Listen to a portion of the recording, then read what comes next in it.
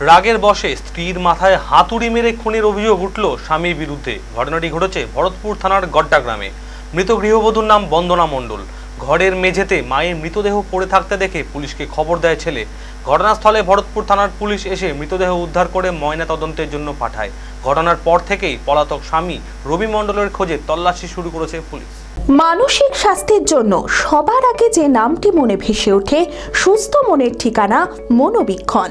যোগাযোগ নাম্বার 7477799516। রাগের বশে স্ত্রীর মাথায় হাতুড়ি দিয়ে মেরে খুনের অভিযোগ উঠল স্বামীর বিরুদ্ধে। ঘটনাটি ঘটেছে ভরতপুর থানার গড্ডা গ্রামে। মৃত গৃহবধূর নাম বন্দনা মণ্ডল। জানা গিয়েছে মুম্বাইয়ে রাজমিস্ত্রির কাজ করে রবি মণ্ডল। 20 দিন আগে বাড়ি ফিরেছে সে। অভিযোগ, বাড়ি ফেরার পর থেকেই বাড়ি বিক্রি করা নিয়ে স্বামী স্ত্রীর মধ্যে বিবাদ লেগেই থাকতো। মঙ্গলবার সকালে হঠাৎই ছেলে ঘরে ঢুকে মেঝেতে মায়ের মৃতদেহ পড়ে থাকতে দেখে। আমার সঙ্গে কোনো কথা নাই, কাজই নাই, ঝগড়া নাই, আমার সঙ্গে কিছু নাই, বেটার সঙ্গেও নাই, ওদের সঙ্গেও নাই। এখন স্বামী স্ত্রী কি ঝামেলা হয়েছে, এখন তাদের মনের আগুন তারা পাইলে, আমার কিছু দেখার নাই। আমি কি করে জানবো? জমি জায়গা নিয়ে মাঝে মধ্যে ঝামেলা? হ্যাঁ, ওই জমি জায়গা বাড়ি নিয়ে ঝামেলাটা হতো। কি দাবি ছিল আপনার জামাইয়ের? আমার জামাইয়ের আমার কাছে চার লাভা নিয়েছে, মেয়ের বিয়ে দিয়েছে, দিয়ে এখন ওই বাড়িটা বিক্রি করে দেবো বলছে, দিয়ে পালাবে। জামাই মেয়ে ঝগড়া করি বলছি তুমি পালাও, আমি পালাবো, বাড়ি বিচে দেবো। ও বলছে আমি বিচে দেবো, ও বলছে আমি বিচে দেবো। তা আমি বললাম কেন বিচবে, একটা ছেলে আছে, ভবিষ্যৎ আছে, ছেলের নামে করে দাও, তুমিও দাও, সেও দেখ। দিয়ে এই ঘটনাটা কালকে আমি শুনেছি, কাল আমাকে বলেছে এইখানেই বসি, তাছাড়া আর আমি কোনো কিছু তার ভালো মন্দ। একটু মেয়ে রবি মণ্ডল।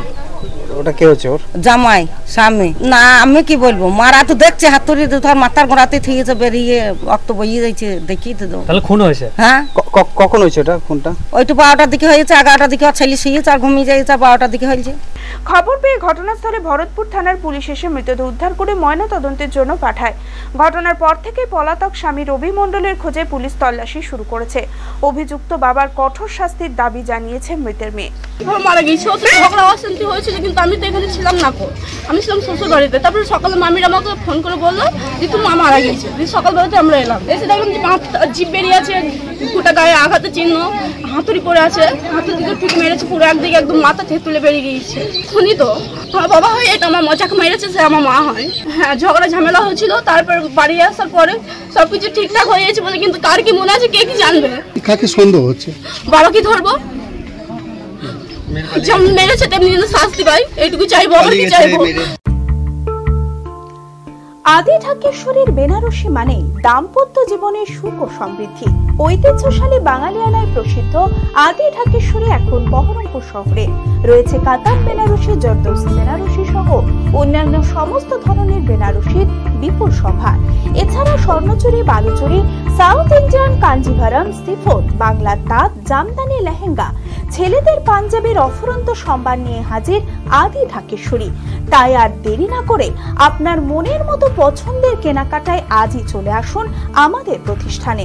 আমাদের ঠিকানা 168/1/A রবীন্দ্রনাথ ঠাকুর রোড, লালদিঘি, বহরমপুর, মুর্শিদাবাদ। যোগাযোগ নাম্বার 9933104335।